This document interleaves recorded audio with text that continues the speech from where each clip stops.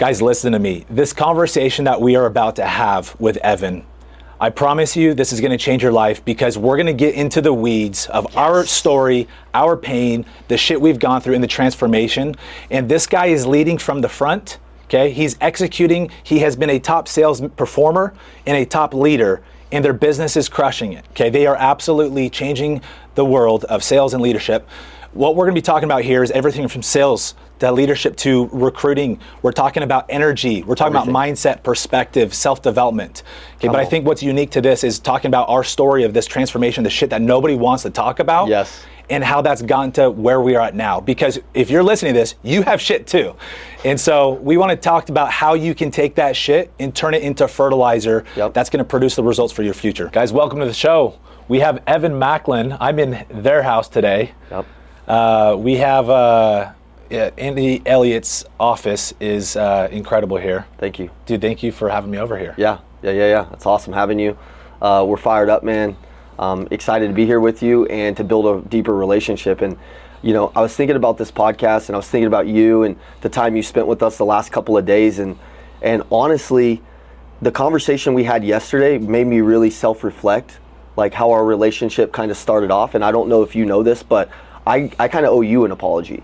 And I wanted to be very kind of just real on this podcast and really just chop it up and have a really good conversation, and then also be able to give people some real value on how they could grow, whether it's mindset, sales skill, habits, how to become the best version of themselves, all the stuff that me and you are just addicted to.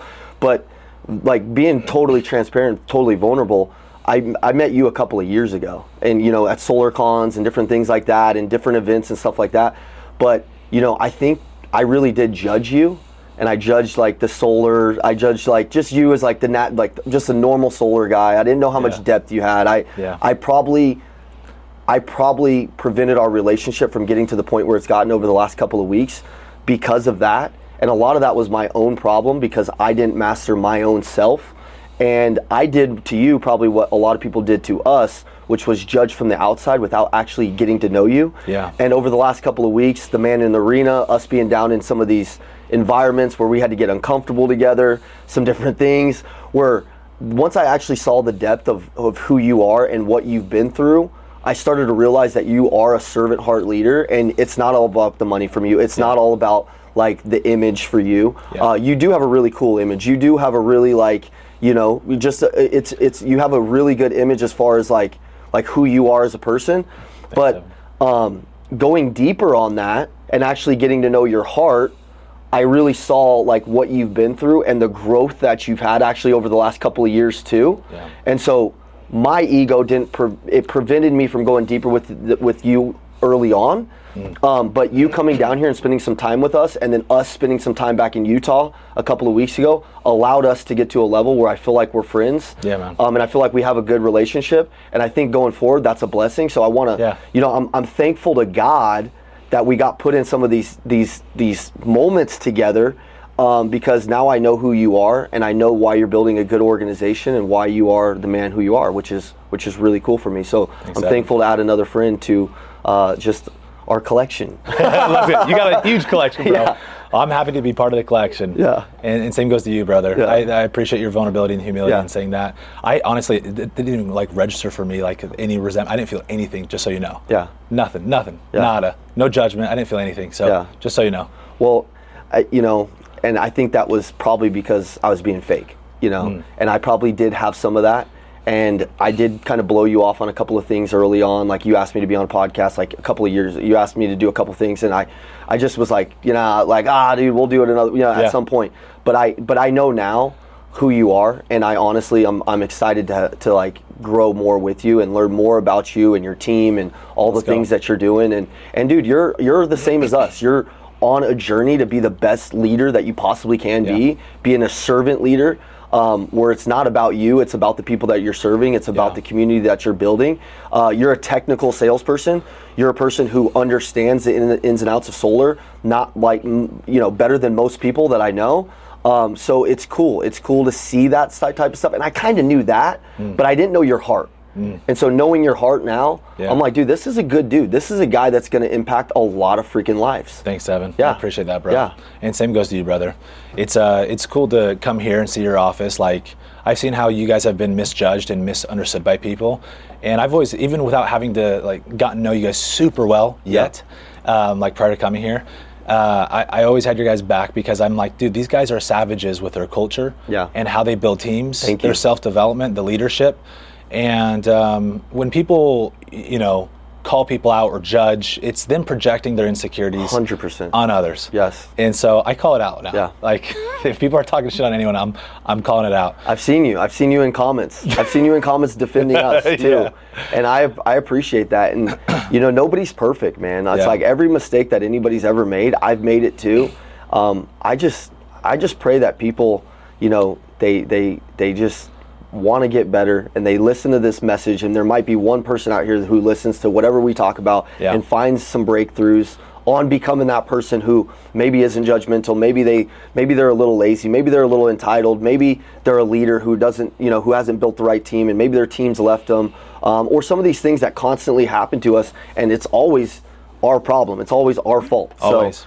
So it's crazy shit. The internet is a crazy place, so we live on it. We put ourselves out there. We're definitely willing to be honest with who we are. That's why I wanted to start this thing off by just telling you, man, you're a freaking good dude, and let's freaking rock. Let's rip. Go, baby. Let's go, dude. Yeah. So one thing I wanted to jump in with you, Evan, is I'm very impressed with like the energy, the office, like how you guys run things.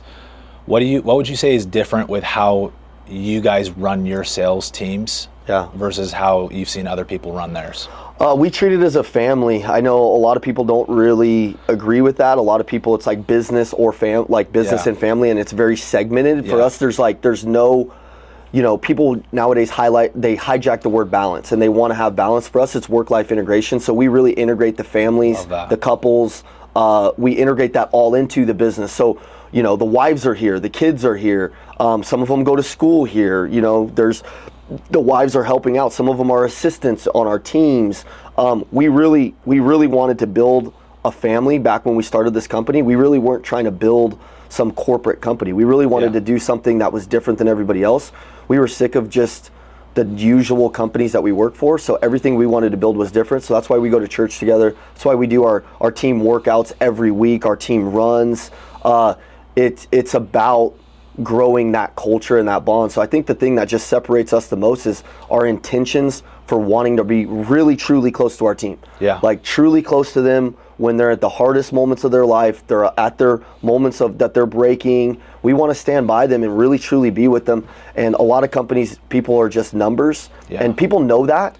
They might not say it because you're paying them and you're paying them the money and they're working for you because you're the boss. But for us, we want them to work for us because we're their coaches. We want to coach them. We want to be honest with them. We want to push them. We want to grind on them. We want their wives to know that we are going to turn them into better men. We want we want to turn the wives into better wives for their men. And the kids too. We want the whole thing. We don't just want one-dimensional people. We want fully multi-dimensional people. This is where you guys and us really resonate, bro. Like, this is where we're very similar. And I've got to give it to you, Ian. Like, I came here to be a student of you guys. Like, you saw me just observing, and I just want to get the feel. And like, from afar, I've been able to observe, like, hey, these guys are different, and I see how they're different. Where it's one thing to focus on, like, health and fitness and then sales performance, but then it's another thing to, like, every part of the life.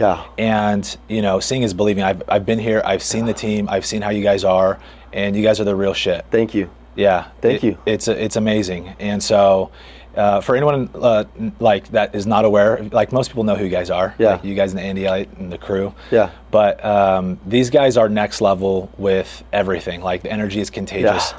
And dude, let's talk about, like, what things within the culture, like, as far as energy and culture and motivation, outside of the self-development, I want to jump into that, but like for building culture and creating this high energy environment, like what are some things that, like, you guys focus on? Well, culture's built outside of the office. So the one thing that we never really did much in the dealership world, because I come from the dealership world, so I spent 10 years selling cars. I was one of the top sales people for our brand in the country. I was always really competitive. but our culture was never that great, and that comes from the top down. So like, if we're even going to talk about culture, are you the leader that people even want to be like? Does your life, do people want to follow you because your life is something that they want to have? Yep. So Andy and Jackie have a really cool life. They have a really cool marriage. They have a really great setup with their kids. They're very good parents. So that family culture and the life that they've built really makes our team want to go and push to get that life. Yeah. Our culture is built on hard work. Andy and Jackie are the hardest workers in the room. That bleeds down to our leadership team. And then when it comes to like just culture and our team being close, like we want to suffer together. We want to put ourselves through the hardest workouts possible. We want to play dodgeball together. We want to go-kart racing together. We want to paintball together. We want to do all these things that just build that bond outside. Everybody tries to just build culture in sales meetings and just the normal shit. And you don't even need to go on like crazy expensive retreats and all this stuff, because I see a lot of people go blow money, like ridiculous money, like, and mainly in the solar space. Especially. Like, you know, it's like those guys will go blow the craziest money on these retreats. But most of it's like kind of messing off. Like just be intentional. Like once a week, a couple times a month, take your team outside of the office to do something fun together. We do a team workout once a week where it's hard as shit. Like we push these guys to the limit, and you know, it's like, it's cool because, you know, when I'm pushing these guys in the workout, or one of our team leaders is pushing these guys and we're running them up hills, miles, and making them work out together, the one thing that they have in common is they hate me, or they hate the team leader, or somebody who's running the workout. So they're bonding together. Nice. First, they kind of start out the workout. We'll put them through stuff where they're having to work together to get through the workout, and then then they're kind of, you know, bitching or whining or something, or complaining because one guy's not holding their own. And then by the end of it, dude, they're bonded together, and that bond lasts through when they're on a sales call, or somebody's stopping, or they're not holding their non-negotiables, or they said they were going to do something. That guy can come up and say, hey, dude, like, man, we were just working out together. I seen how you can push through this. Push through this. Yeah, bro. We have a weekly cold plunge and sauna that we do with our crew. I love that. And it's, dude, it's so great for bonding. Yeah. It's so great for bonding. Is that at your office? No, it's at another location. So we just go there every single week, Fridays at 9:30 a.m. And we'll sauna and then cold plunge. Yeah. It's great for onboarding new guys too, because you see what they're made of. You know, I see a guy get in the water and like within 30 seconds he's like wanting to get out. I'm like, you're not gonna make it, bro. I'm like, you're not fit for Sparta. It's so good, man. Yeah. It gives these guys a chance to just talk. You know. Yes. It's the unique environment. Yeah. You know, and so it's been so good for guys like me too. Like I'm so intense and driven and focused to get outside of the shell in that way and build with guys that on that side. You know, you nailed it too. Like, you know, guys like us who are very intention driven and we're driving our sales teams, like the key for a leader is to be inspirational and motivational. Motivation is going to be temporary. We know that, but inspiration is really tying somebody's goals to like deadlines and really inspiring them to get there within the vision and them seeing the vision inside the company, but then driving them to those goals and like really learning how to drive people based on the languages and the things that they speak. Like if it's about cars, if it's about freedom, if it's about purpose, like figuring out how to tie them to those goals. But you know, guys like me, I'm always driving. So when I get a chance to get outside of, you know, the office, I can get vulnerable with these guys and they can see who I truly am. They can come over to my house for dinners, stuff like that. Yeah. Where I didn't see a lot of that when I was growing up. So I want to be the person that's like they can come to. Yeah. And they can believe in, and that can also be there and help guide them. What kind of boundary? I'm the same way, just so you know. Like, I fully agree with that. And then but there's another side too, where I've seen salespeople take advantage of like too much of like texting and calling at miscellaneous times. And I tend to veer on the side of like give more and take calls. But I've also seen the importance of setting boundaries for myself, like, you know, certain times in the morning and then certain times at night. And I'm not perfect. Yeah. But I've seen how it's helped me just channel my energy into my relationships, myself, so that when I am at work, I'm fully engaged. I'm fully theirs, right? And so where, you know, I used to just let the tail wag the dog, so to say, and just answer calls and texts anytime. Yeah. Like 9:30, 10 o'clock at night, you know what I mean? Yeah. 11. I'll be honest with you, I haven't found that balance too much yet. Okay. I'm not going to tell you I have a time block on that. I've never really seen Andy, and he's never really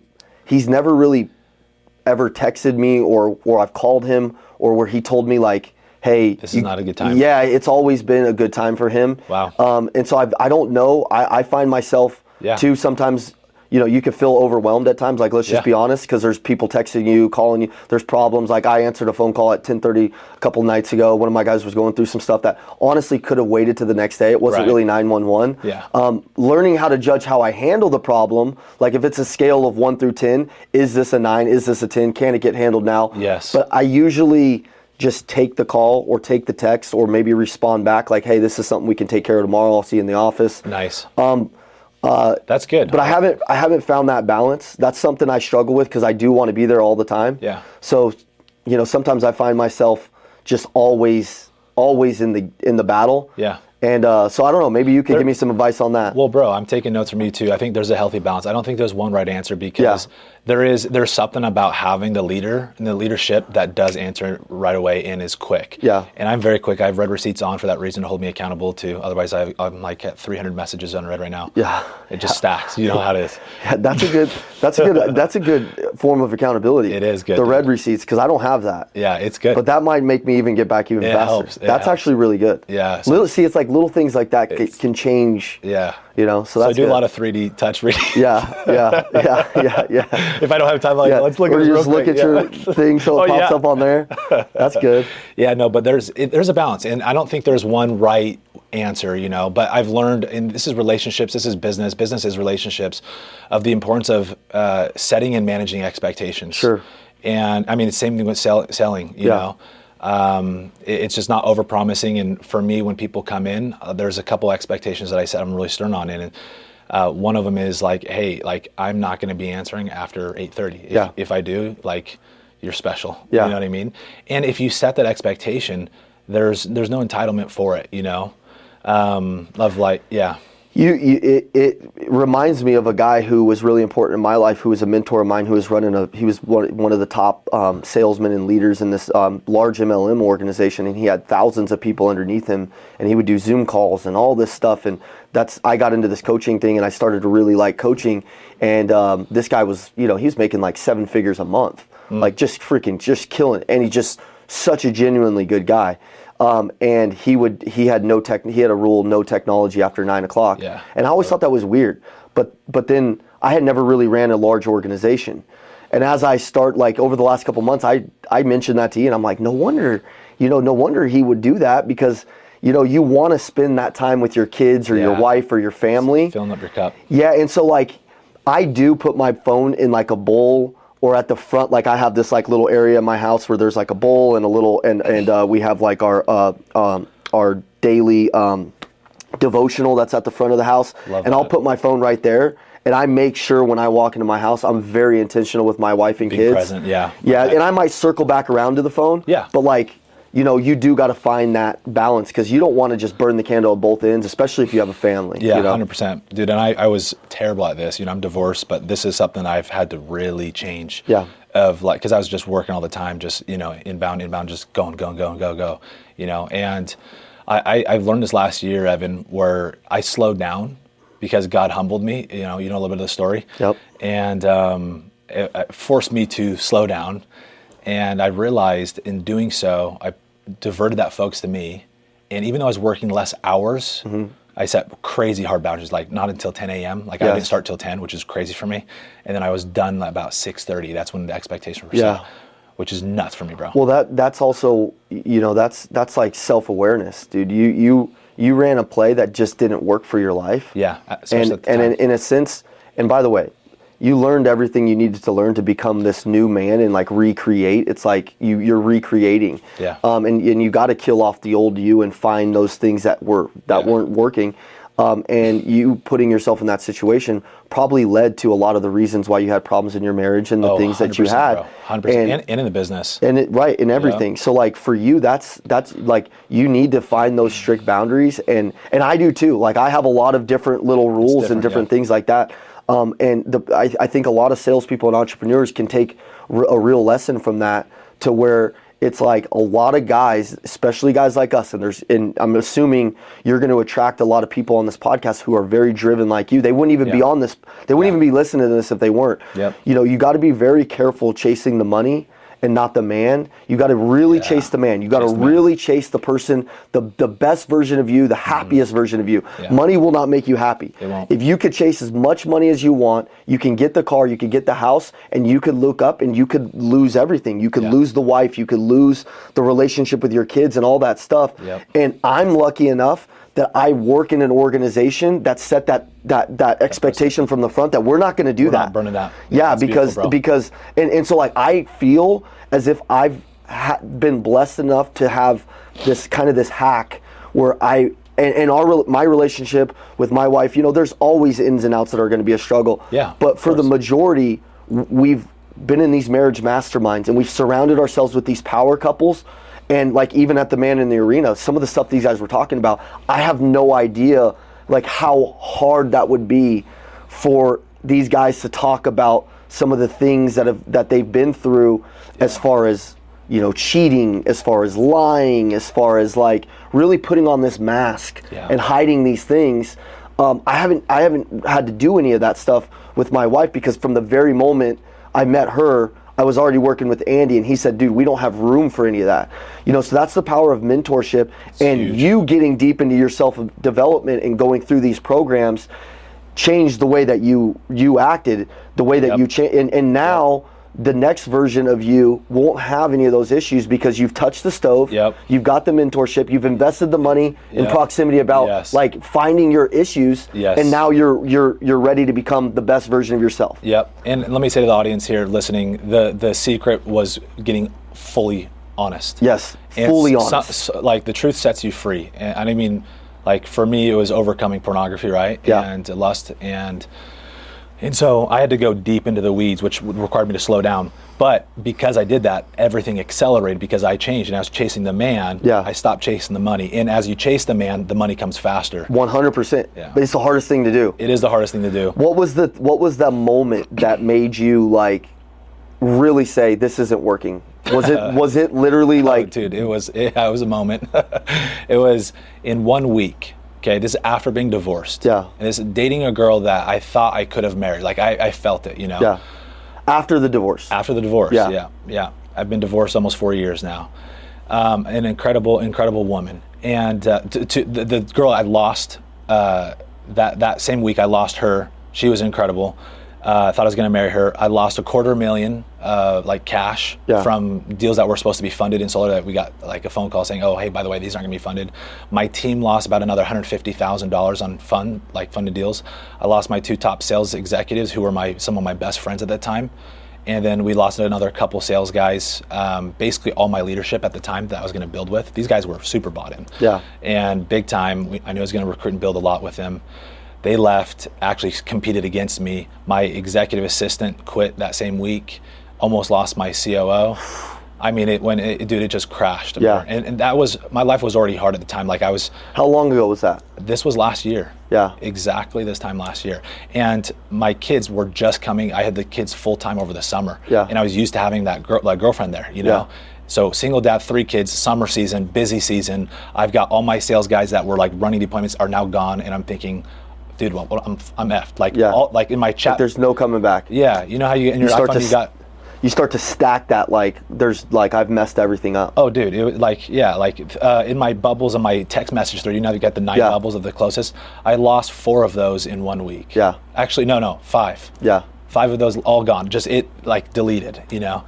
And like, I can't even express how painful that time was. It was harder than the divorce. But it was beautiful, bro, because it humbled me and it woke me the F up, and I realized I was chasing the wrong thing. And I got to a point, Evan, where I was like, I don't fucking care about the business anymore. I'm like, I'm so fucking pissed at this because it's been distracting me from healing. And what I learned is every man, every woman, we all have some kind of vice or something not. And that's, for me, it was, a mix of pornography, video games, distractions, work, right? All of it. Why do you think that they left you? Why do you think that the new woman after the divorce, you probably thought you learned your lesson from the divorce, but then something happened there, teams leaving. Why did you think that happened? Betrayal. But it stems down, that's the external, but it really is, a form of betrayal myself, because I wasn't in tune with my emotional health. For me, that was my lacking. Some men, some women, it's their physical health that they need transformation. For me, I need transformation on my physical health. For some, it's the financial health. So it was your internal. It was like your internal. You think, which I love that answer, because a lot of people would put it off on everybody else, but it had to, like, the common denominator was one person. Yeah. You know, and so you said it was like your internal, and this is the shit that leaders don't want to talk about. Exactly. Internal. You said your internal. What'd you call it? My like your internal health. Yeah. Oh, my emotional health. Your emotional health. Yeah. Why do you think you had a problem with that? So it was just managing different emotions. And it wasn't, this is the crazy thing, is it wasn't even on my radar. And so I learned this as I got proximity with Tony Robbins and his team, getting coached by them and a therapist and reading different books on my issue.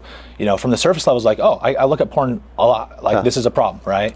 And I was masking, like I was dumping into that to relieve stress, as a lot of men and different people do. And so I started there, but that wasn't the root problem. The root problem was I had different emotions and feelings that I was disregarding. And they would come up, whether it's anxiety, anger, loneliness was a big one for me. And I was just like, brush it off. Like, that's little bitch stuff, but it's so critical that we go to those and feel those, address it, do the healing. There's so many things related to that. It took me months of work, bro, to break through that and understand why I felt the way I did and give myself grace, bring Jesus into my life. And were you close to God at the time? No, I had a relationship, but it wasn't the same as what it is now. And I got a strong impression just about a month ago. It's like, I brought you this low so I could take you much higher. 100%. Yeah. And I can see, like, because of all that, like, it woke me up. This is the stuff, like, and maybe my disconnect a little early on with you, and I don't know, but maybe it was that there was that ego. And then I feel like I met this guy, and I feel like seeing you almost had tears in your eyes. You did have tears in your eyes, and I could feel that authenticity. And I'm curious to know, like, maybe your team didn't feel some of that. I know that. That's exactly. And maybe they felt like it was about you and less about them. Yes. 100%, and that's when people start to lose their people, their teams, their life, their girls, the things, because it becomes about our goals, and we're not. When I say you got to be a servant, like Jesus washed the feet. Jesus washed the feet. Like, you got to be able to be a person that's willing to do stuff that other people might say, like, why are you doing that for them? Like, he washed the feet of the disciples because why? Because he wanted to do something for them. And even a few of them were like, dude, like, you don't need to do that. Right. No, you definitely need to do that. You definitely need to put yourself back into to empathize. And one of the most crucial sales skills that you can ever have is putting yourself in other people's shoes. It is, bro. It's a and you can lose. And by the way, you were making so much money that, like, you could get clouded by that, and that could become your idol. Especially when you're attached to it, when you have holes in your heart. Like, you try to fill it. It will magnify it. Yes, you try to fill it with lust or with money, or, success. And so when you feel that in the right way, when you start making it like I'm now, it's like it's not even there. It's I'm grateful for it, but as you're saying, the secret to living is giving. Yes. And the more you give, without expectation of getting, the more that you will get. And that's a principle I've learned from Tony Robbins. And it's selflessness, it's love. And for me, I had to lose so much to really, all I wanted was connection. I'm like, what makes me feel connected to men is just being real. And in serving them, I'm like, dude, I got so broken where I'm like, I just want to see this guy. Like, I just want to pour into other people, and that's when everything started changing, bro. I love that, man. See, I love that part about you. That's the part that drew me to you, was that. And so, like, you got to realize, like, God put you through these things, so now you're opening up new doors, new relationships. And at the time, it felt horrible. And there's a lot of people going through a storm right now that might feel like you're never going to come back from it. And there's no way, or the shame or the guilt or whatever you've done. It doesn't matter what you do. It matters who you're becoming. Exactly. And there's nobody that's too lost. No. I mean, listen, Paul was the Christian killer. Right? Exactly. Took the Bible the furthest. Right? Like, you got to understand, like, it's all about redemption. And nobody's perfect. Anybody who pretends to be perfect, they're just hiding it better than somebody else. That's what I've learned. I used to look up to all these people, and I thought they had the perfect life, and I thought if I made more money, and when you don't have money, like you think that money is the end all be all. Yeah. And then what you realize, if you really get around some successful people, they'll tell you these stories. And if you're young out there and it's just about money, I'm telling you, find a relationship with Jesus Christ. Yeah. Find a relationship with your Creator. Yeah. Find a relationship, find people around you where you can contribute. Find mentorship where somebody will mentor you, but then find somebody you can mentee. Yeah. Like be both, do both. Both, yeah. So you can really see what the cycle of life is really truly meant to be. Yeah, I love that, man. I love that. Yeah. It's amazing how, like when we get honest with ourselves and we stop running, like how things. But it's so hard for so many guys, and so. Well, you were how old before you stopped the bullshit? Dude, 30, bro. How old are you now? 31. Yeah. See, I'm 35. And I mean, there's lessons you're talking about right now that I've only learned in the last year. There's times that as you're helping lead an organization. You got a lot of people counting on you. Yeah. Betrayal, we talked about. A lot of it, I totally believe in extreme ownership. But when your heart gets hurt, and like people that you thought you were going to be with for a long time, all this stuff, you can get dark. Yeah. You can get a calloused heart, and you can't be that way. Like you got to be a person that can still love even if you've been hurt, and still be open, and that is so hard to do. It is hard. And now those are things that I've just been learning. So it's like no matter what level you're at, there's always room to grow. But at 30 years old is really when I started to kind of really self-develop and change my life. I didn't even understand what self-development truly was. Kind of read some books at 25, learned a little bit from Grant on how to sell, learned some things, and then once I started to get around Andy and his wife and really understand how did these people become who they are, was literally through self-development, because I was a bad student. I didn't understand. I was just chasing girls, getting in trouble, selling stuff I shouldn't be selling. And once I understood, like, if I actually read this book and learn it, and then live it, and then actually take this content and then apply it and execute and apply it and execute, I became addicted to that growth, that personal development. And so just like you at 30, around that 30 mark, I started to find who I was. And I think there's a powerful thing at 30. You start to really know. I don't know if it's like you start to feel old.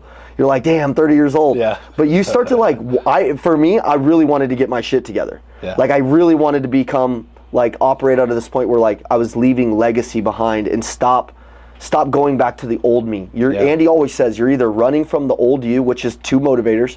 You're either trying to run as far away from the old person that you used to be, that person that's lurking in the shadows. Maybe he's lazy, fat, entitled, didn't have a good heart, wasn't a good leader, burned people, got burned. That person that's hurt and scarred, maybe had bad parents. Maybe you're running from that person, so you want to be a good parent. You want to have a good heart. You don't want to be an alcoholic. You want to be a good leader. You want to sell with high character, high intensity, good passion. Or you're just trying to run towards the person you truly want to become, which is great too. Yep. But the biggest motivator Andy talks about is running from that person you didn't want to be.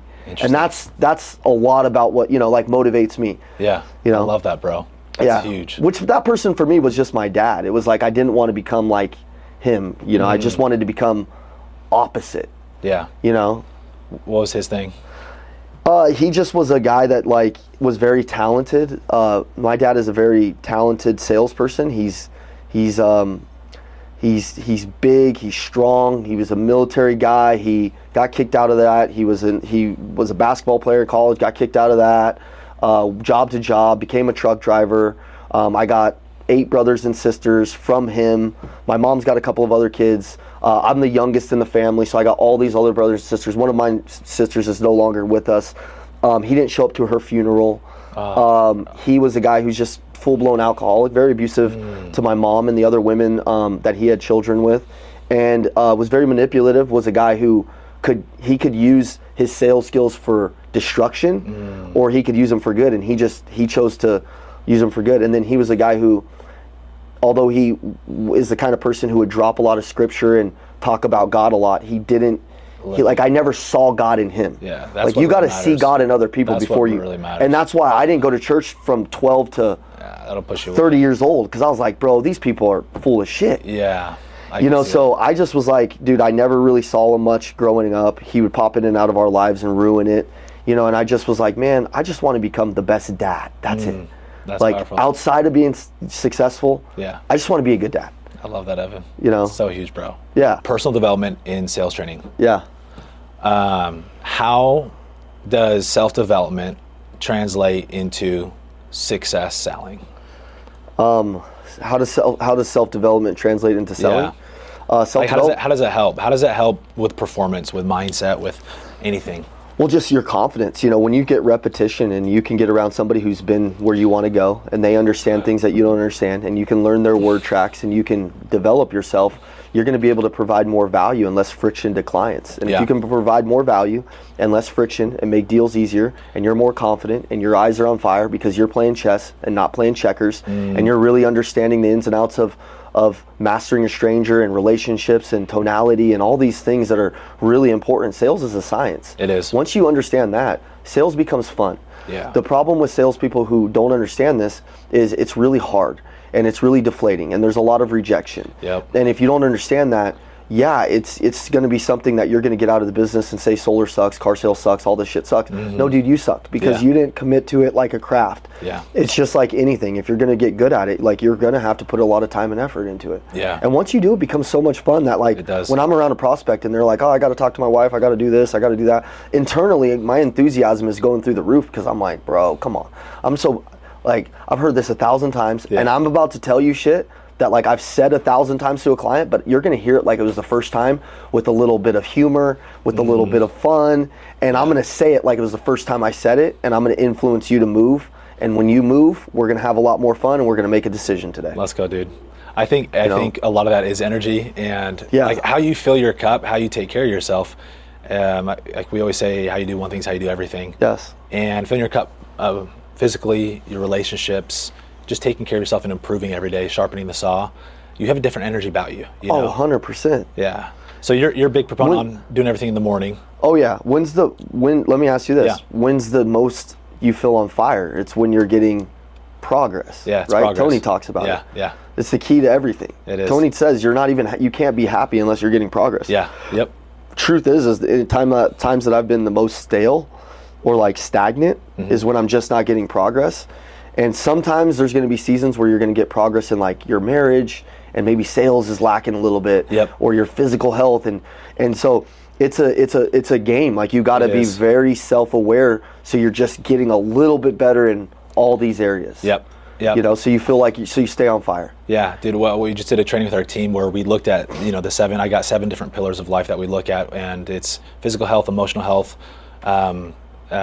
mental health, relationships, career, mission, financial health, and spiritual health. And you have to get aware of like where you're at, 1 through 10, like rank yourself. Yes. Because that truth will set you free, and a lot of people don't have the awareness. And so just ranking those out and then looking like, okay, cool, I'm like 5 out of 10 here, I'm 10 out of, or 9 out of 10, and then dude, that's crazy. Yeah, and shifting. We just did the same thing. Did you? Yeah, Danny Klein ran a sales meeting a couple of days ago where we ranked out almost all the same stuff. Yeah. Well, dude, what a lot of people don't know though, what a lot of people don't know is you do that ranking and then you go to where you want to be, and then you create a gap. Just like we do with selling, we create a gap of like where you are to where you can be. And it's the perception that creates a desire to move especially when you bring urgency and enthusiasm. So you create the gap. Powerful. And then for me, it was emotional health, right? Especially last year. And that allows you to focus on one area, right? And like you said, there's ebbs and flows. There's seasons that we're working on different areas of life. It's not just like, oh, you're going to work on one area for the next 2 years. You know? You can't. Yeah, you've got to be pushing and shoving different areas. But once you understand those, like where you're lacking, then you have to look at the human needs. Yeah. And Tony talks about how there's 6 human needs. There's 4 core ones. Certainty, variety, significance, love, and connection. And if you understand like, okay, where am I lacking on those 7 pillars? And then there's usually sometimes there's a vice or something that people turn to. But what they don't see is they just look at the vice in the area that they're lacking. But then you have to look at the need that you're trying to meet. And if you understand that, you understand why people do what they do.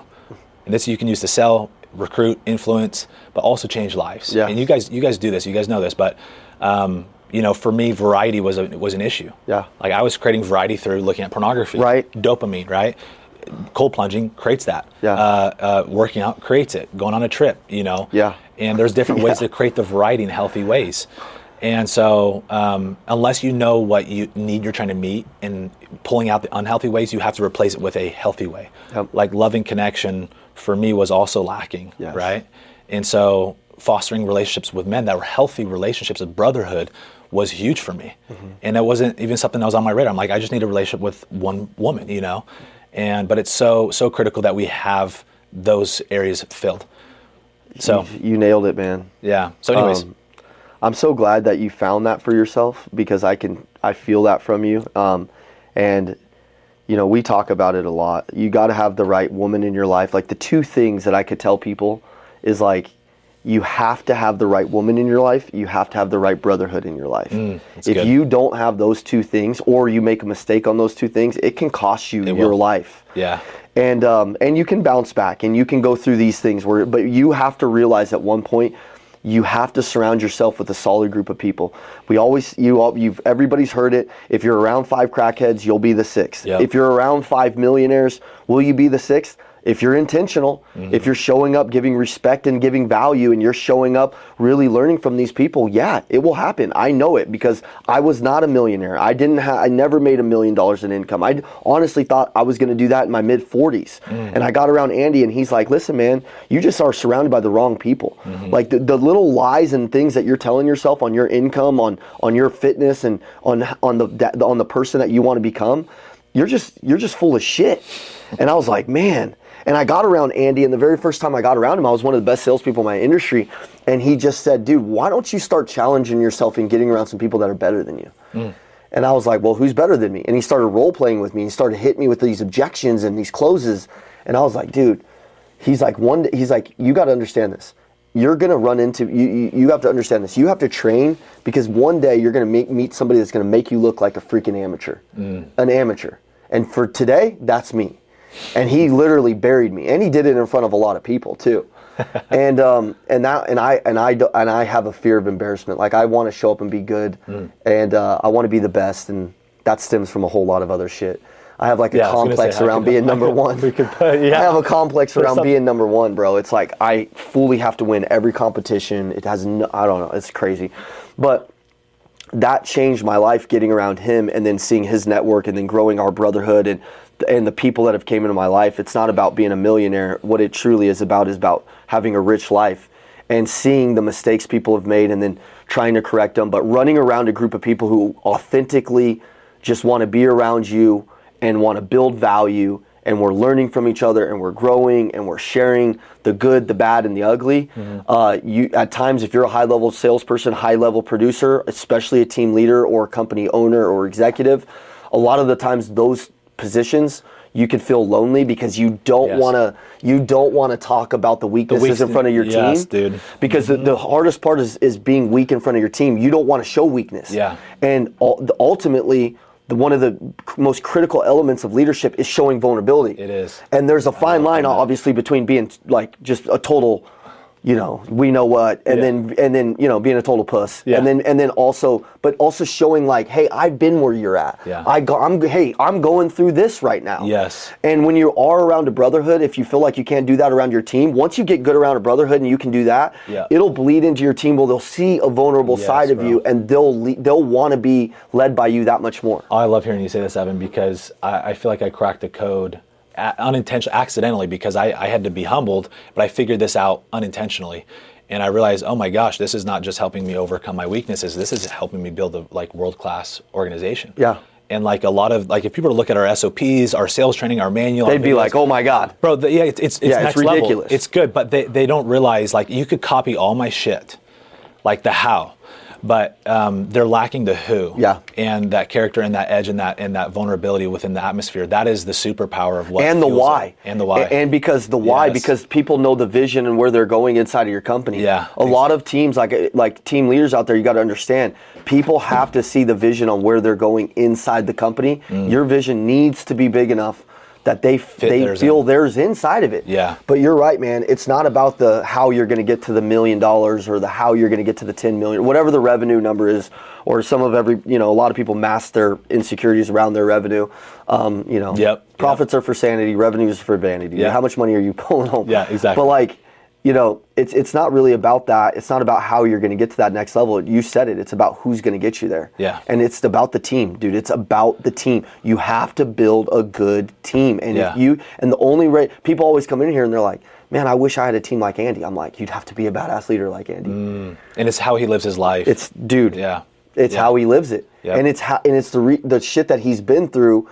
The reasons why he is good at what he is good at now is because of the way that he's lived, the good, the bad, and the ugly. So now, like, you know, when you get a good public speaker, you feel like they're living inside of your head. You're like, how do you know that about me? Yeah. Well, one of the reasons why Andy's so popular on the internet is because of all the shit that he says that's like crazy, but you know, the millions of people that follow him know it's true. Yeah. And the only reason he knows it's true is because he's been there. Yeah. And that's, you know, ultimately a good leader is somebody who's been there and then can coach you and bring you out of it. Yeah, that's awesome. You know, and that's how you build a really good team. And then you got to be a freaking psycho competitor. You got to drive them, push them, you know, build them, be there for them. Like, building a team is nasty. It's the hardest thing you'll ever do. Yeah, it is. It is. It's crazy. Yeah. Yeah. Dude, it's so much fun. What are some of your guys' core values? You know, the number one is just trusting God. Trusting God before everything else. Before we talk about loyalty, standard setter, being an overcomer, setting the example, being jacked. Those are some of them. Making our customers happy. Like, you got to trust in God, man. You got to have faith. You got to thank God for the blessings even before they come. Like right now. Like, thank God for, say it's a paycheck. Thank God for the big deal that you're going to land even before it comes. That's faith. That's beautiful. That's faith. That's faith. It's gratitude. It's abundance. Well, gratitude is thanking God after it comes and being like, hey, thank you, God. Like, I appreciate that big deal.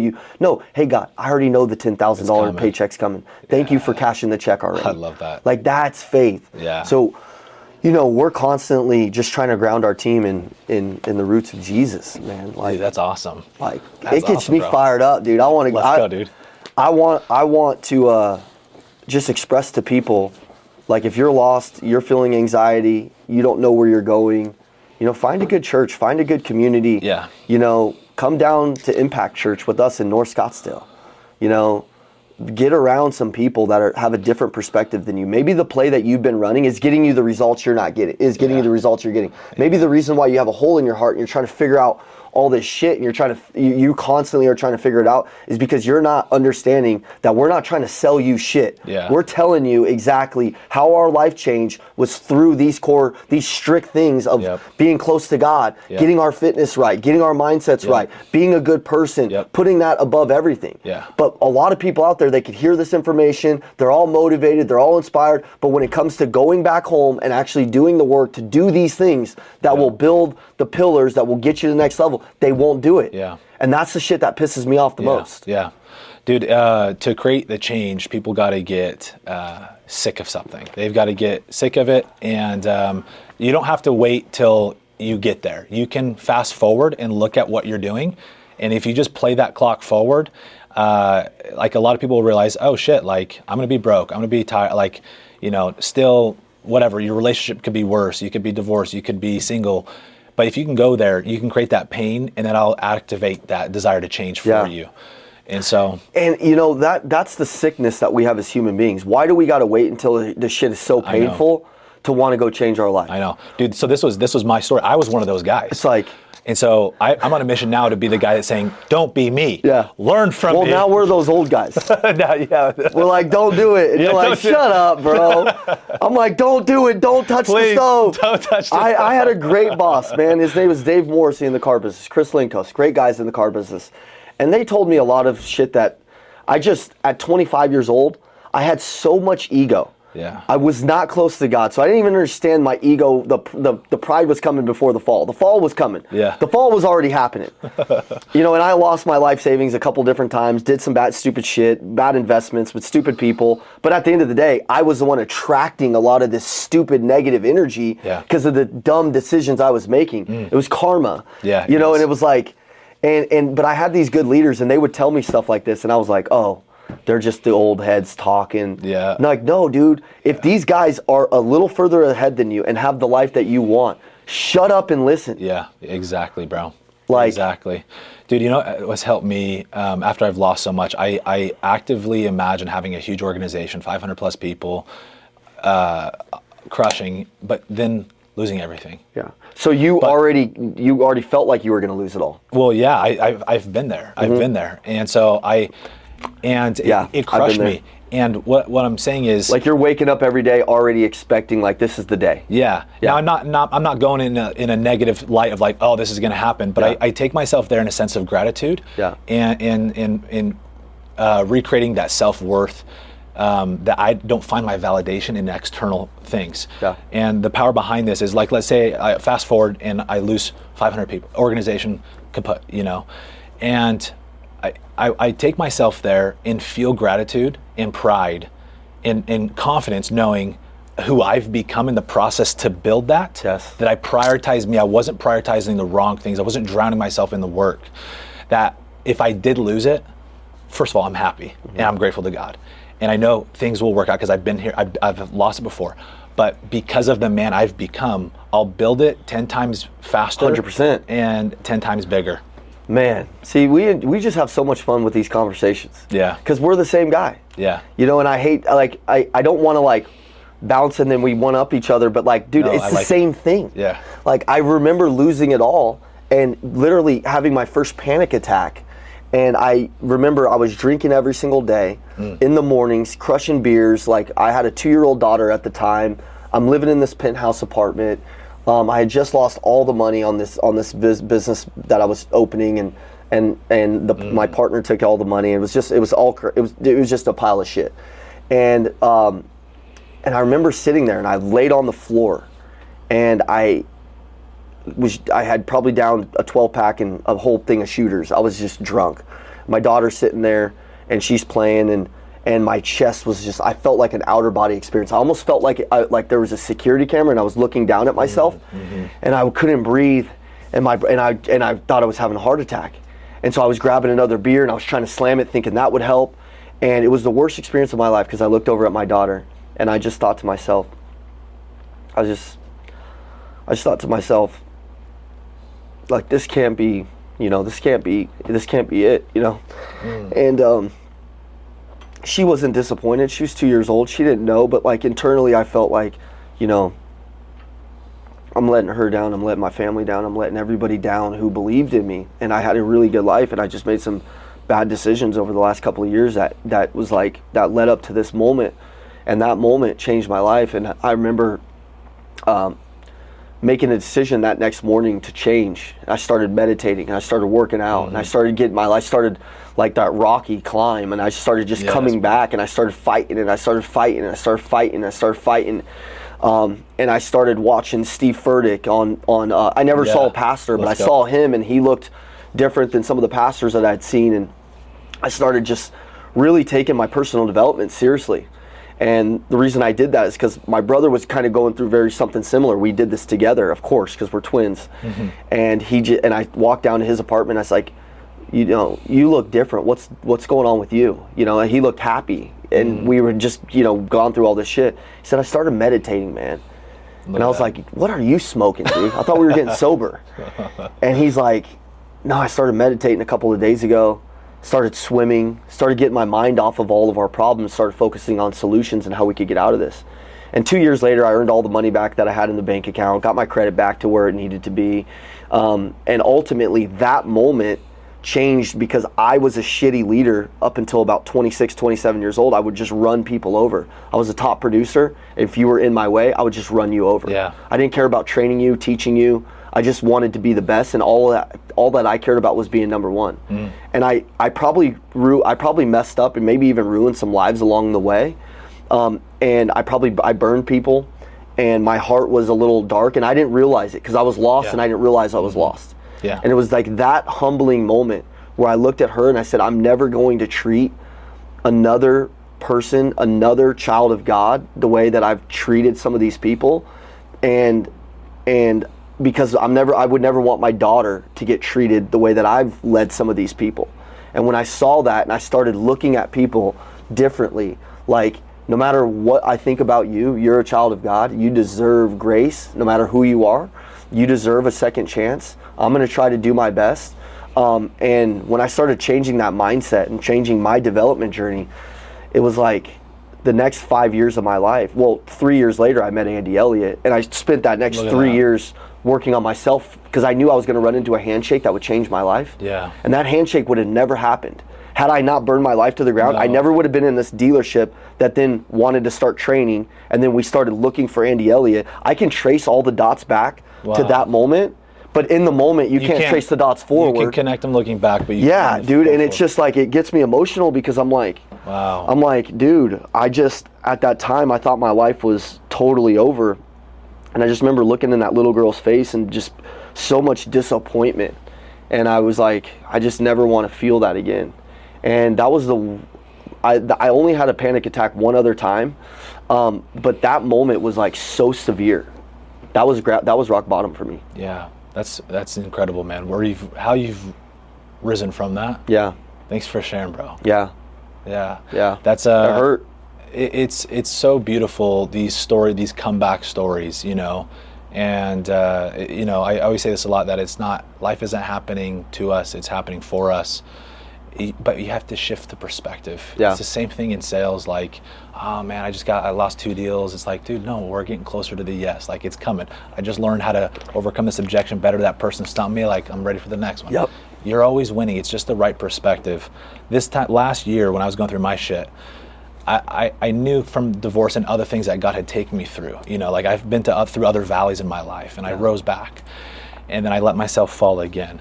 But I knew on that time that this would be the comeback of comebacks, that I would do the most important work I've ever done, and that's to work on yourself. Yep. And I would just plead with anybody listening to this that you can see your story. Like, no matter what you're going through, and in fact, the more shit you're going through, thank God for it. Yeah. Because look at the shit we've gone through and the transformation, and it's a beautiful thing. Yeah. And that shit, it makes you relatable to other people, and you being vulnerable and telling your story. Well, if you can catch the secret here, that is the secret to high level leadership. 100%. And you've seen, like, these guys are absolute prodigies, on fire, blowing up a business, literally changing the world. Yeah, thank you. And this is all stemmed from a transformation with one man, Andy Elliott. Yes. And it has transpired through transforming you guys. And as long as that transformation can be perpetuated, the leadership, the growth, the impact continues and builds. Yes. And so the question is, how long can both of us as leaders continue to expand that transformation? I'm doing this shit till I die. I'll probably end up dying on a Zoom call, and my neck will just explode because I'm just like, you gotta learn to freaking do it the right way. Personal excellence. You gotta commit to freaking being self-mastery, meaning you gotta freaking be the best version of you. Come on, you gotta do it. Let's go. You know, and it's just crazy, man. You nailed it, dude. It's all perspective. Truly, we summed up a lot of leadership. This was a lot of mindset. Yeah.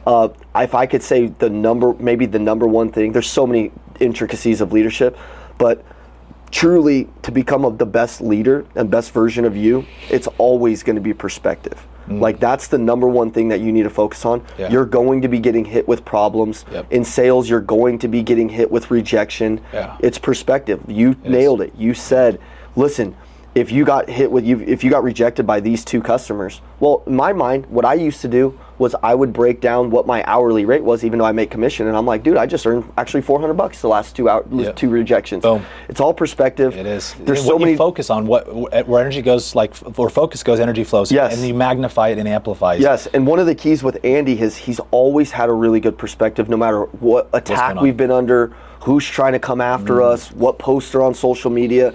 He's always had a really good perspective, and who's ever following you wants to follow somebody who's not panicking under pressure. They're like, hey, they reframe it just like a sale. Hey, let me tell you what I think about this. Yeah, hey, maybe this person's being a hater. Why don't we use this as a person who now is kind of our enemy, and we use this as a chance to go motivate the shit out of the team. Let's go. Why don't we use this as fuel? Let's go. Why are we acting like we're victims about this? Yeah. You know, so perspective is such an incredible gift, and that's something you're gonna have to work on every single day of your life if you want to build a good team and a good family, for sure. Trump just announced something with the solar industry that's shaking up a lot of people, that's causing panic and Yes. fear. And I've been getting with pulling the tax credit, it'll have a massive impact. I've been calm, collected. I was just chilling. I was poolside yesterday for a couple hours, and I was getting a lot of DMs. Hey, what do you think about this? I'm like, what? Think about what? Like the tax credit. Aren't you worried? I'm like, No, yeah, I'm stoked. Yeah. I'm stoked. Because it's creating urgency to sell. Yeah. I'm like, we're gonna have the biggest year we've ever had, bro. Yeah. You're sitting over here panicking like a little bitch. I'm here celebrating, you know? Perspective. And look, if it goes to shit, we do lose it. I'm gonna be celebrating. The celebration then is, my competitors are all facing the same shit. Yes. There's an opportunity for me to rise. Yes. They're gonna push out, they're gonna have a lot of reps quit.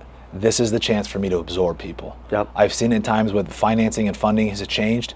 I'm like, bring on the adversity in the industry, because that's how we thrive. That's when we get ahead. 100%. It's all perspective, bro. And this shit you learn as an entry level salesperson. Yeah. You begin the path of the highest form of leadership, of self-mastery, manage your time, your schedule, yes, and most importantly, your mindset. Yes. And mindset is everything. It is. And so if you can shift the perspective, you know, we say glass half full. I say, like, dude, if the shit's 5% full, yes, see it, because it'll start filling. Yeah. And speaking of the glass filling, like that is self-development. Is you are filling your cup. And the game of sales, leadership, everything, it's giving, it's serving. Yes. And you can't serve, you can't give, you can't help people, which is selling, and create that change and that energy unless you have an abundance. And if you're lacking, it's not because you're a little bitch. It's you need to prioritize you. And sometimes we drown ourselves with distractions, whether it could be TV, it could be Netflix, it could be friends, it could be alcohol, it could be porn like me, it could be 100%. It could be work. 100%. And so it's so critical that you take the time to pour into you. And that little time, even if you make it just an hour, like, okay, I'll shit on Hermosi here, okay? Because Hermosi's like, oh, don't need morning routine. I'm like, I'm sorry, bro. Like, it's that energy that you pour into you. It will amplify the rest of the day, and it continues to compound if you do it consistently over time. 100%. And just like we said about the brotherhood, a lot of leaders, they're pouring into everybody else and nobody ever pours into them. Yes, exactly. So that's why we always have to surround ourselves with other people that are pouring into us at every level. At every level, you're going to have to get in a new circle. You're going to have to find people that are also doing better than you. You know, no matter what, when I made my first $1 million, I was trying to find people that were making 10, you know, because I wanted to figure out how, like, what they're doing and have them pour into me, and also make me understand that my problems aren't unique to me. Everything that I've been through, everybody's been through it. There's anybody on here can resonate with the story of a shitty parent, or somebody who burned them, or somebody who cheated on them, or somebody lied. We've all been through the shit. Yeah. It's like it doesn't need to be a victim story. It needs to be a victor story. It needs to be like, hey, I understand. Look, there's somebody that had worse problems than me and made it. Let me get around those people and let them pour into me. Let me realize that, like, it's all going to be all right. All you got to do is just really, truly be willing to put in the freaking work. I love it, bro. You know? Okay, two random questions. Sure. Favorite self-development event that you've been to? Favorite couple? Maybe give me a couple that you've loved. Favorite one? Yeah. Damn, I want seminar or anything. I know it's our seminar. No, it's okay. Our last event that we did at MineCon, we did that. We did that with David Goggins. Yeah. We, I visualized doing an event with him for the last 5 years. Let's go. But we also did it at we did this MineCon. We had almost 1,000 people show up to the workout. We had close to 1,500 plus people at the event. It was our largest event. And I just thought it was really cool because we also got to do it. We do our events here in house at the Lions Den at our HQ. This one we decided to do at Impact Church, which we've been at that church for the last 5 years. I've watched that stage. I've sat in that crowd, visualizing me being able to be on that stage was almost surreal. I've taken a lot of stages. I was actually really nervous on that one because I was like, I watch my pastor right there every single week. So that was just cool. a moment for me.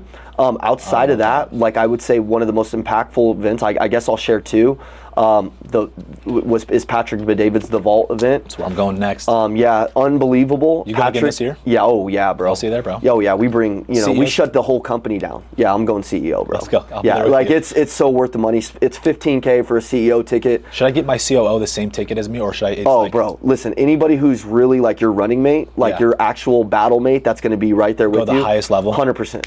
Both, okay. 100%. Yeah, your CEO should definitely go with you. But the highest level ticket? The CEO ticket, yeah. Okay, cool. That is the CEO ticket. Yeah. Get that one. They just do an unbelievable job. Patrick is obviously one of the best teachers out there. Yeah, he's incredible. Very, very well put together event.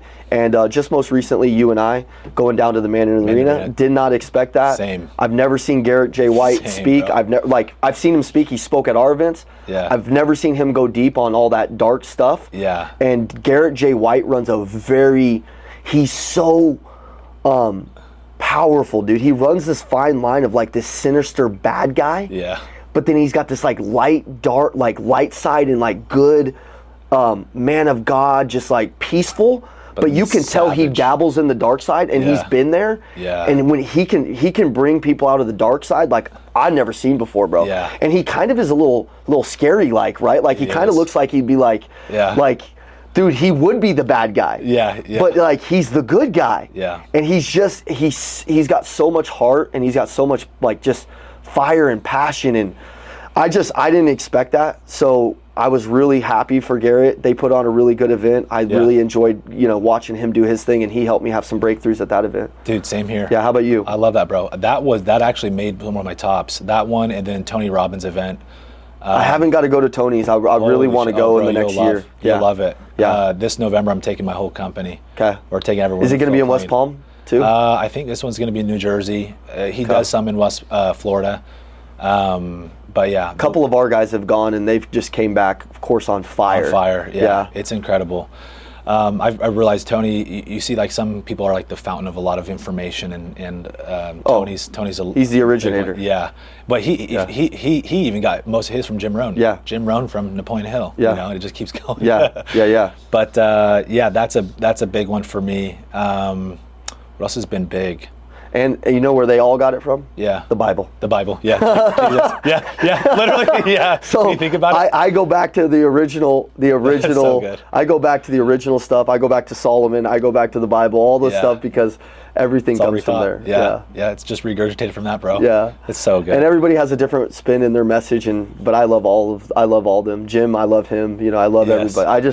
I just get so stirred up on that stuff. I love it, dude. Yeah. A couple favorite books.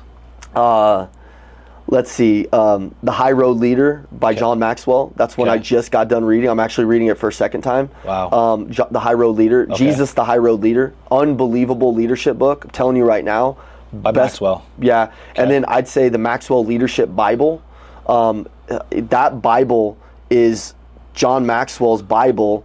And throughout the Bible, it breaks down each scripture, each passage on different examples of leadership. There's so much different stuff in there. He took all of his leadership books and then kind of combined it in the Bible with different things. Dude, and it really breaks down leadership at a biblical level that's just unbelievable. Wow. And it puts context. One of the hard things about the Bible is the context. It's like, so it puts really good teaching moments and context on each individual story and all these things. So those two books definitely changed my life for sure. Okay. For sure. Noted. I'm gonna get both. Yeah, I'm just really deep in, I spent the last 4 or 5 years really studying sales. Yeah. And right now I'm just so deep into just becoming a better leader. So those are the two books I'm focused on. I love that. Tony says business is a spiritual game. Yeah, 100%. It's because the secret, he interviewed a billionaire, multiple, right? And Tony's a billionaire himself now.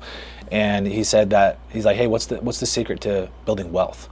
This guy says gratitude and giving. Yeah.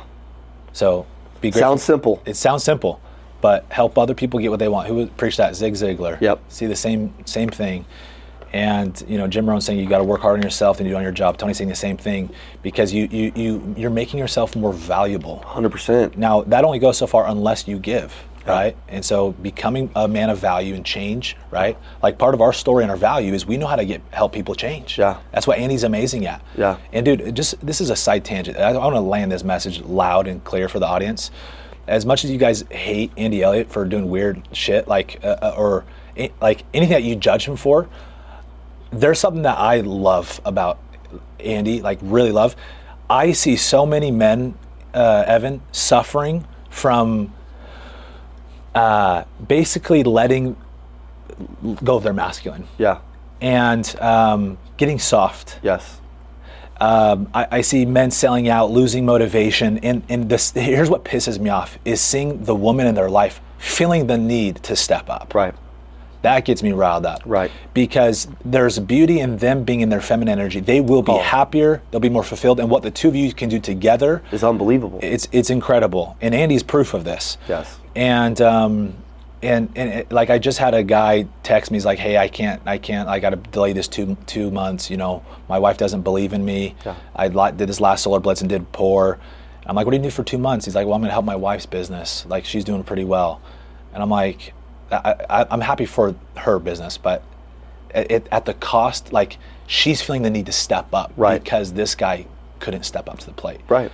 And some of these men need to be called out. Right. And Andy's fantastic for bringing out this masculine energy, saying, wake the fuck up. Yes. Like, so I love that. As much as guys are going to hate on it, like our society has bred soft men, and we need that. Yeah. So, and Andy's the voice of that, and Andy doesn't care if you love him or hate him. Andy wants to trigger something inside of you to change, and if that comes at the cost of you hating him, where you're commenting on his reels, at one point you're going to comment on enough reels that you might actually just stop for a second and pull back the message and like take your ego and your insecurities out of it and look and say, hey, is what this guy's saying the truth?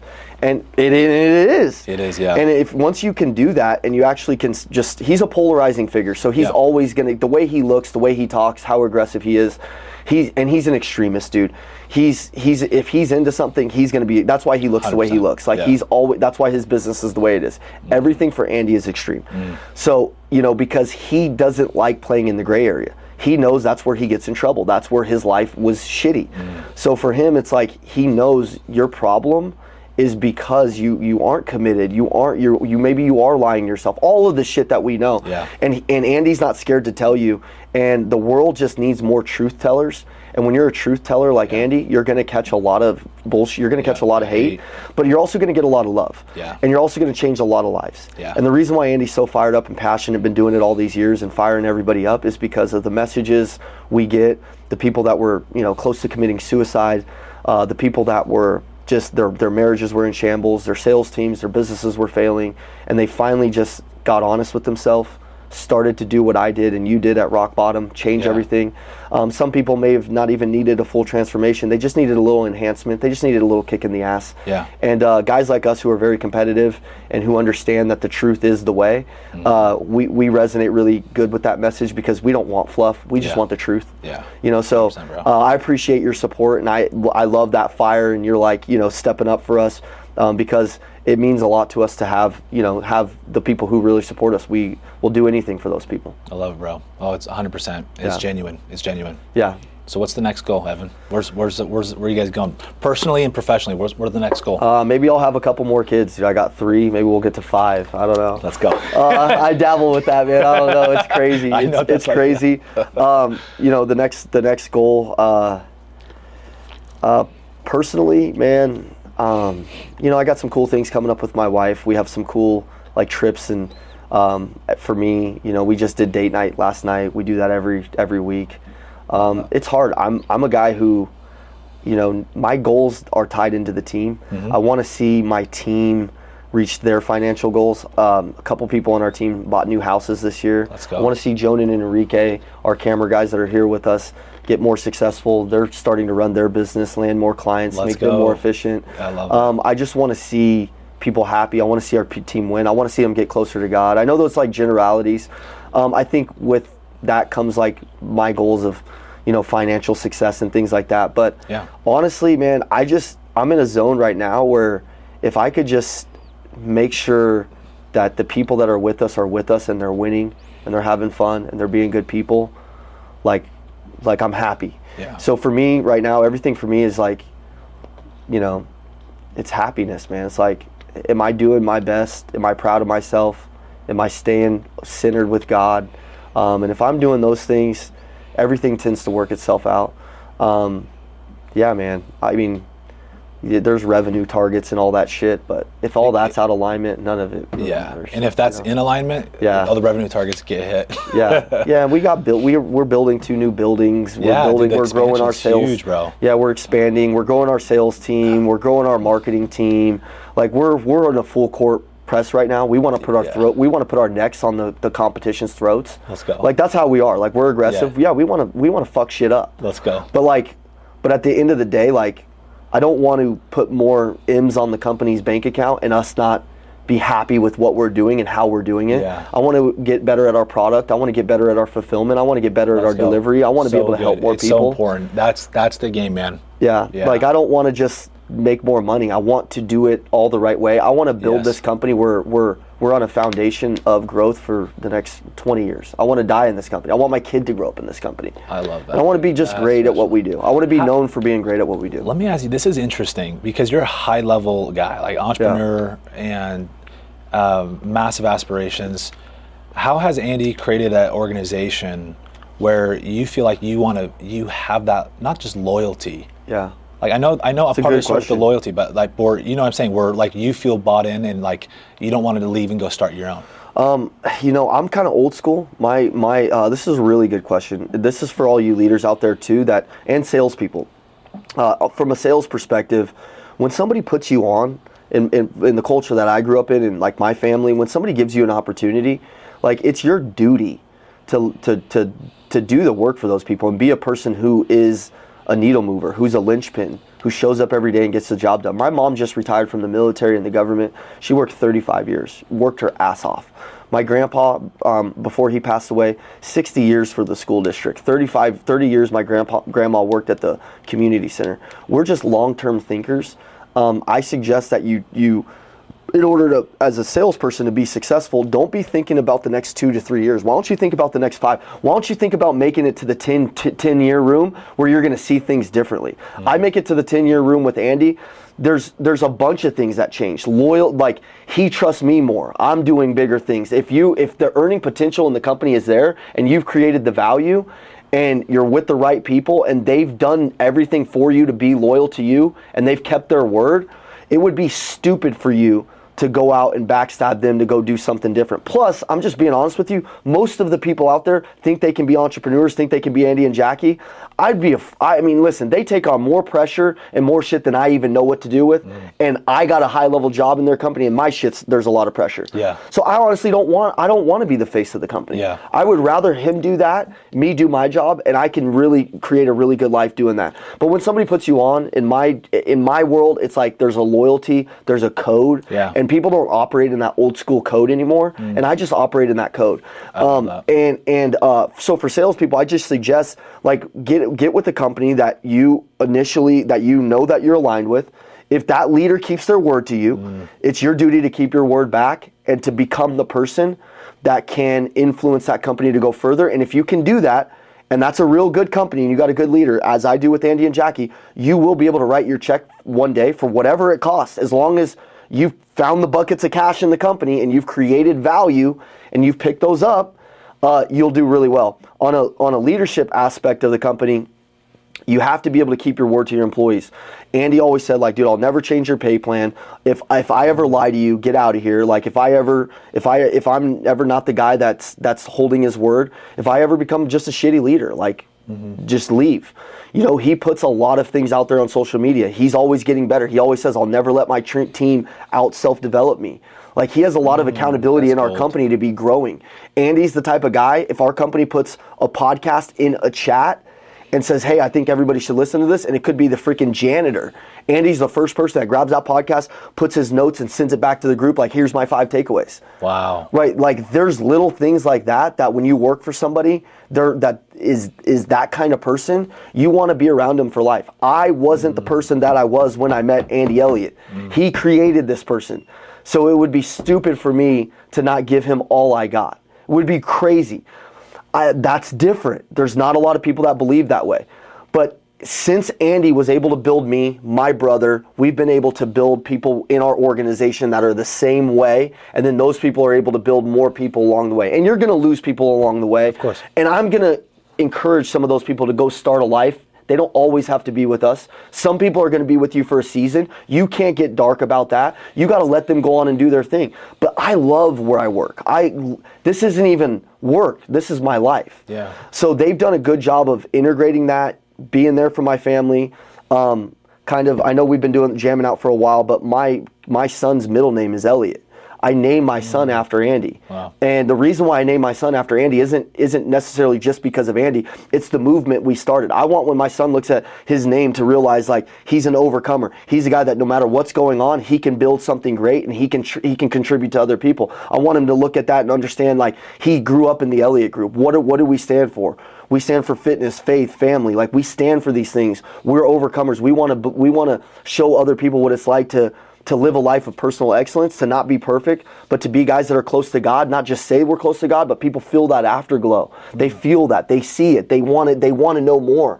And so I named my son that, and you know, some people talk a lot of shit about it, and it's like, dude, you don't understand what this guy did for me. He took me from a guy that was living up to a very small potential to a guy who's very happy, who has an incredible life. Had I not said yes to Andy, the invisible life that I would have missed out on not going all in with him, I would have missed out on my 2 kids that I have now. My wife, I never would have met her. She never would have been attracted to the previous guy. She's a super all-star. So if you don't believe I'm a closer, just go follow my wife. I'm a freaking closer. But she never would have been attracted to that. I never would have had that son. But I know that. See, I know that when people are going through shit in their company, they forget what you did for them. Yeah. I don't forget what they did for me. And I'm going to fight with them. We're going to fight. We're going to cry. We've cried. We've had blowouts. But at the end of the day, I never say shit that comes out of my mouth that I don't mean to them. And you as a salesperson or as a leader, you got to be careful with what you say when you're going through shit with people. Are you fighting to win, or are you fighting for the outcome? When I fight with Andy and Jackie, or we go through stuff, we're fighting for the outcome. We're not fighting to hurt each other. Yeah. It might feel like it at the time, but we've also developed enough with each other where we know, like, I don't hate you, you don't hate me. I just want I just want to win with you guys. Yeah. And so that takes a lot of time and builds a lot of trust. But there's a lot of hard shit. Like there's a lot of that goes along with that. Yep. But they've given me everything that I possibly could ever dream of. So it's just my job to protect them. I love that, bro. That's beautiful. I just unpacked so many lessons there. Yeah. That's so good. Yeah. So good. Thank you. It's one of my mentors taught me. And I know we said we were going to do 30, 40 minutes. Okay. My brother joked around that we would never be able to talk. No, I'm glad. We got to some of the nuggets, and sometimes I'll feel impressed to just keep going. I'm kind of feeling that way. But I just love talking to you, man. I really, you know, there's sometimes you get on some of these things and you like, let's just end this. Yeah, and then there's sometimes you know that if people are really listening and they're not lost right now and they're actually present, these things are the things that changed our lives. Yeah. And it's little things in here, like you go back and you watch this a couple of times, you'll see what these changes that are coming for you, or maybe you're going through right now, and if you just lean into it, you'll be a better person. Amen, brother. You know, you talking about this journey with Elliott, and my mentor taught me that, you know, people have this limiting belief that they need to own everything, they need to control everything, they need to be the guy that runs the ship. And dude, sometimes the number 4 or 5 guy in the company, sometimes the number 2 or 3 guy in the company makes more than the number 1. Yeah, makes more and is a better human and has better freedom, everything. And you don't have less stress. Oh my God, bro! Yeah, you're going to be kicking ass like most entrepreneurs' ass. You already are. Like the guys who are head of the ship. Yeah. It's a limiting belief to think that you have to control everything. Well, and here's the truth too. Like the money that I make, I can invest back in other businesses. I can make big plays with it. Yeah, as you should. I can own stuff, and I can do a bunch of stuff with it. So it's like, but you got to know what your vision is and what makes you happy. If all you want to do is go be a number 1, go be a number 1. Or maybe you go learn from a number 1 and you're honest with them. And you say, hey, in 3 to 5 years, I want to open up my own thing. Totally cool. Yeah. It's just for me, I know that I know that if you are really good at what you do and you can do really well inside of a company, you can use your money to make big plays and go buy businesses and still use your active income to support some of your passive stuff. Yeah, real estate, franchises, starting gyms. There's so many different ventures, bro. So much stuff. And dude, so one thing I want to ask you is your energy is incredible. Thank you. It's incredible. Yours is too. Thanks, bro. Were you always like this? Yes, I kind of was in a sense. What was different though? There's something's got to have changed in the last 5, 6, 7 years. Well, first and foremost, I didn't know my energy was special until probably a couple of years into selling cars. And a mentor of mine used to just tell us if we could package up your energy and sell it, we would make trillions of dollars. And I was like, oh, I don't even understand what that means. Yeah. He's like, no, you don't really understand. But when you walk into a room, like you influence the room changes, the energy shifts in the room. I didn't know that was a skill. And then as I got with Andy, like we started kind of weaponizing it. Like I'll walk into an event and immediately start going and messing with people, razzing them up. You know, and I didn't understand it was a specialized skill. But I learned that without intentionally learning that from my grandfather. My grandfather was a very polarizing guy like Andy. He was 6'6", 290 pounds. He could sing opera. He spoke 5 different languages. He learned them when he was in the Korean War. He learned Italian, Korean, Spanish. Very smart guy, teacher. Never made a hell of a lot of money, but he was very rich in his heart. He lost 2 sons. One got murdered. One died in a car crash. And then me and my brother were born, so he looked at us as kind of like that second chance. Although he did really good with those boys, they were incredible human beings. And I saw my grandpa, the way he would talk to waiters and waitresses, and he would always like be giving people shit. And he was like, he would always just, he was so funny and he was so joyful and so happy. And he just brought a light to the world. And unknowingly, like I didn't know that, and he was a theater guy, and I remember wheeling him out one time to give a speech at a graduation, and he had dementia at the time. But my grandpa was ready to talk to anybody at any given time, and I wheeled him out there, and he didn't even know where the fuck we were at. And he's just like, what do I got to do? I'm like, there's 800 people out here that want to talk to you. And he's like, okay. And he stood up and just crushed this speech, crushed it. And then he's like, couldn't remember what like we were having for lunch, you know? And I thought that was kind of funny. Me and my grandpa had a relationship where like I would joke with him about his memory, and like even up until the day he died, like I was on his deathbed, I was like giving him like shit about little things. That's awesome. And he would still be like, it would turn him from like focusing on like some of the pain he was going through to like having fun with me, and he'd forget all about it. That's awesome. And so my grandma would always call us when he was going through something. We'd rush down there and do that. But so unknowingly, it wasn't what was taught to me, it was what was caught. So like I caught a lot of my grandpa's mannerisms. I caught a lot of his, the way he communicated, the way he was very theatrical, his tonality. I caught a lot of that stuff. I didn't know that. So with my son, I'm very cognizant of like he's catching a lot of the things without me teaching him. That's so amazing. I just, over that time, and then when I got with Andy and we started doing our events, I just started to really work on the way that I walked into a room, small talk conversations. Yeah.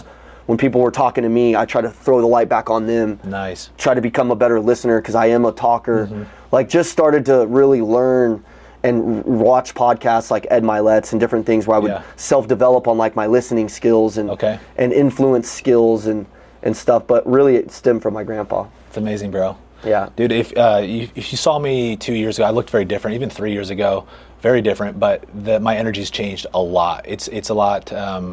There's more of it. Yeah. Like you, and I learned from Tony that it's a choice. Yeah. It's a choice to show up without energy. Yes, it is. Like I'm kind it's of a decision. Believe it or not, I'm a more kind of quiet, reserved guy, like innately, like how I grew up. Yeah. I was, dude, introverted, like soft video game nerd, like that was me. Yeah. And so you would never think that. No, you wouldn't. Yeah. I've transformed. And I transformed a lot, but then there was a new level that I've even taken myself to. And I do imagine myself in 5 years being more like you, like even more energetic, you know? And so I'm being a student of you, bro. I'm just absorbing. But it is something that I turn on and I turn off. I learned in the car business, my boss would always say, put on a show worth paying for. People aren't going to want to buy somebody who's dull and boring. Yeah. And so like when I go home, like I'm very quiet. Like some of my team come over and they'll be like, what's wrong with you? And I'm like, nothing, bro. Like this is how I am. Oh, I love They're it. like, So like the Kirbys would hang out with us and they'd be like, dude, the twins are weird. Like they don't talk. Like we'll be on the boat and I'm just like chilling. If I, I'm not a guy, when I would drink, I would get more crazy. I would actually quiet down. Because whenever I would drink, like my mind would play tricks on me, like you're being too loud, you're doing this, you're not being yourself, like, and it would make me anxious. So like I didn't like that. So like I'm actually more myself when I'm just like putting on like, and it is somewhat of a show, right? But like my authentic self is I do like to walk in and I have to put this on for my team every day, because if I'm not like this, they're like, what's wrong? What's wrong? And if I'm going through something, I got to check it at the door. Yes. But like it's a skill. When the seminars are here, when I'm on the phone with the client, when I walk in with my team, I have to put it on, but then I also have to dial it back and I have to recharge, because like I give so much energy that like after seminars or after a day of work, like I am freaking drained, bro. Yeah. So I have to really work on that and get that right. and focus on that, because there's times where I'll burn that out, and my team or people can tell something's wrong, and I don't like that. I don't want them to think something's wrong. Yeah. So it's a fine line. It is. But it is a decision every day. Yeah. Because there's days where I don't want to do it. Yeah. And there's days where I don't do it, and people are like, it's your brand, it's who you are. Yeah. And I'm like, I know, but sometimes I just like to be chill. Yeah, yeah, I love it, dude. Sometimes when I'm feeling that way, I will. Or I don't want to talk to people. Yeah. But I got to. Yeah. When I feel that way, I will sometimes like step out of a room, go on a walk, Yeah. and just like recenter my mind, just slow down, breathe. Yeah. And then just get back into the state. Yes. That's one thing I learned with Tony is that he can get himself in peak state instantly. Yeah. And it's a skill to kick it on. And so if you're listening to this, take note. It is a skill. He is not like this 24/7. He's human. No. But it's a skill. It's developed. And I can tell you I've transformed and grown a lot in this way. And it's something I'm still pushing on doing. Yeah. And becoming better. And you can still be an amazing communicator, a listener, and someone who helps other people in a great way by like helping them feel understood and validated. Yeah, and you don't have to be a fired up crazy, like when I'm in front of a prospect that's a little lower key, an old person, say I'm showing a car to an old person. It's different. I'm not going to be like freaking Andy Elliott, freaking wild. Like Andy's not like that. Yeah, Andy's a chameleon around the prospect that he's talking to. That's the game. Everybody sees Andy, they're like, that transfer of enthusiasm would never work. Yeah. I'm like, bro, he's not yelling he's yelling at the screen to get your dumb ass to make a decision. Because you're not going to make a decision if he's all soft. Yeah. But when I'm around a prospect, you have to have a transfer of enthusiasm that you believe in your product, you believe in yourself, you believe in what you're selling, and you're having the best day in the freaking world. Otherwise, they're not going to want to buy from you. Yeah. So I naturally do mirror my clients, but I'm always just a little bit above them. Yep. I want them to come to me and like my attitude, and I want that grandpa to be like, man, I wish you were my grandson. Yeah. I love that, dude. So mirror them. Yeah, don't be a freaking psycho all the time, but understand that like people want to buy from somebody who's in a good state. Yes, absolutely. Yep. Does not hurt to get in a good state. People see us and they're like, that shit would never work in front of a prospect. You guys are crazy. I'm like, dipshit. I'm on a Zoom yelling at salespeople trying to inspire them to make a decision. I don't sell like a psycho all the time, you dumbass. I love it, bro. God, people are crazy. They are crazy, bro. You said chameleon. That's the game. It's adapting to who you're around, but then a little extra dose of energy. Yeah. But people feel the confidence in it. That's the beauty of face-to-face Zoom, door-to-door. Why I love door-to-door is that you have that face-to-face presence. Yeah. And you can leverage that nonverbal energy. It's just it's easy, bro. Yeah. Yeah, it's fun. Yeah. I love it, dude. Sales is self-development in disguise. I'll kind of end that for you guys. It's just like sales is self-development in disguise. The better you get at sales, the better you will self-develop, the better you will be able to influence, persuade, have self-mastery, have more meaning, understand yourself, influence your family, your friends, the people around you. You'll be able to become a better person. So I suggest really get good at sales and then move to leadership. Those two skills will make you rich. Let's go. Amen, bro. Yep. Dude, thank you so much. Where can they find you on Instagram? Tell them the handle. The Macklin twins, right guys? Yeah. Macklin twins. These guys are so fun to watch. The official Macklin, is it the official Macklin? Sorry, Yeah. The official Macklin twins. Our YouTube channel, we post consistently on our YouTube channel. That's just the Macklin twins. Yes. On Instagram, it's the official Macklin twins. But if you search Macklin twins, it'll pop up. Yeah. If you need a little extra dose of energy in between your energy, caffeine, or stimulus, whatever the hell you take. Yeah. Just go to their Instagram, get a little dose. Yep. We'll always bring it, man. We'll always bring it. And if you guys ever need some help, I'll give you my personal cell phone number. If you're seeing this, you can reach out to me. It's 720-202-9765. That's 720-202-9765. Just tell me where you saw it. So you saw it on this podcast. This is really my cell phone number. So, don't hit me up with some bullshit. Like, hit me up if you're actually, needing some help on changing your life. Like, love it. I truly believe in people, and I know you've got a good audience. So anything that we can do, please reach out to me and let me know. Love it. Thank you, bro. Yeah. I appreciate that. Yeah.